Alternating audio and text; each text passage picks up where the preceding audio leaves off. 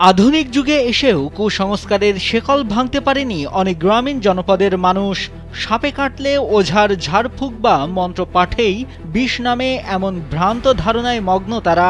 হাসপাতালে চিকিৎসক বা আধুনিক অ্যান্টিভেনমের কথা অনেকে জানলেও কুসংস্কার ও অজ্ঞতার কারণে চিকিৎসকের কাছে আসতে চান না তারা। তাদের বিশ্বাস, হাসপাতালের ওষুধে সাপে কাটার বিষ নামতে দেরি হয়, কিন্তু ওঝার মন্ত্র পড়লেই রোগী দ্রুত সুস্থ হয়ে ওঠে। তবে বাস্তব চিত্র ভিন্ন।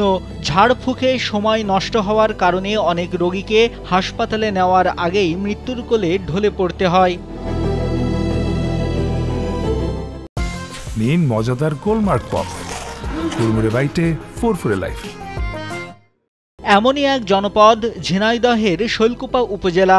একের পর এক সাপের কামড়ে আক্রান্তের ঘটনা ঘটলেও চিকিৎসা নিতে হাসপাতালে না গিয়ে এ এলাকার মানুষ ছোটেন ওঝার কাছে। ফলে প্রায় ঘটে অকাল মৃত্যু। সাপে কামড়ানোর পর হাসপাতালে নিয়ে গেলেও সেখান থেকে ওঝার কাছে নিয়ে যাওয়ার ঘটনাও ঘটেছে এ এলাকায়। তবে কুসংস্কার থেকে এলাকাবাসীকে সচেতন করতে স্থানীয় প্রশাসনের কোনো কার্যকর পদক্ষেপ নেই বলে অভিযোগ করেন সচেতন নাগরিকরা। তারা বলছেন, এই কুসংস্কার ভাঙতে ব্যাপক সচেতনতা প্রয়োজন। স্কুল কলেজ থেকে শুরু করে গ্রামে গ্রামে প্রচারণা চালানো দরকার। সাধারণ মানুষের ভিতরেও এটা প্রচার করার জন্য গ্রামে হাটগুলো আছে, হাট সভা করতে পারি আমরা। এক্ষেত্রে যদি প্রশাসন মনে করে যে আমাদের সহযোগিতা নেবে, বিভিন্ন সংগঠন আছে, সামাজিক রাজনৈতিক সংগঠন, তারাও সহযোগিতা করতে পারে, কিন্তু সরকার এগুলো করে না। ওঝা তো কখনোই সাপের বিষ নামাতে পারবে না।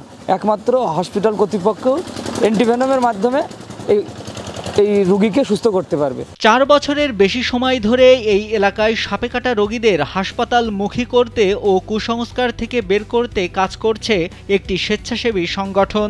মানুষকে সচেতন করতে leaflet, banner, miking, school college, হাটবাজারে প্রচারণা চালাচ্ছেন তারা।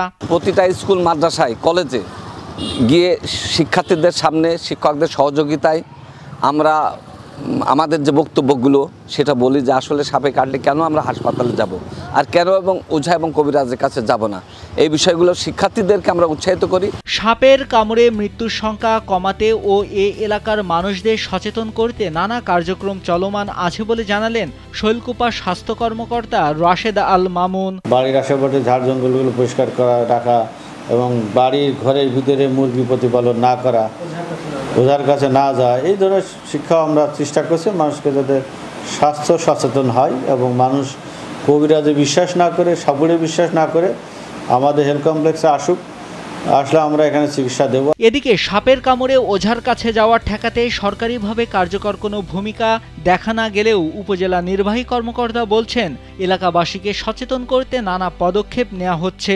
সাপের উপদ্রব বেড়ে গিয়েছে এবং সাপের কামড়ে বেশ কয়েকজনের মারা যাওয়ার ঘটনাও ঘটেছে। মানুষকে সচেতন করার জন্য কাজ করছি।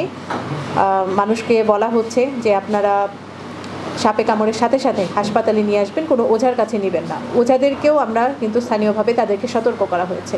তো আমাদের আসলে সচেতনতামূলক কার্যক্রমটা চলমান আছে। মানুষকে এটা বুঝতে হবে যে ওঝার কাছে গেলে আসলে সাপে কাটা রোগীর কোনো সমাধান হবে না। তাকে হাসপাতালে এসে অ্যান্টিভেনম নিলেই সেই ব্যক্তিটার বেঁচে থাকার সম্ভাবনা অনেকটাই বেড়ে যায়। সচেতন মহল বলছেন, যতদিন না গ্রামের মানুষকে বৈজ্ঞানিক চিকিৎসা সম্পর্কে সচেতন করা যাবে, ততদিন এ ধরনের অকাল মৃত্যু ঠেকানো সম্ভব নয়। কুসংস্কারের অন্ধকারে আটকে থাকা শৈলকুপার মানুষকে সচেতন করা এখন সময়ের দাবি। নাইমুল হাসিব, কালবেলা।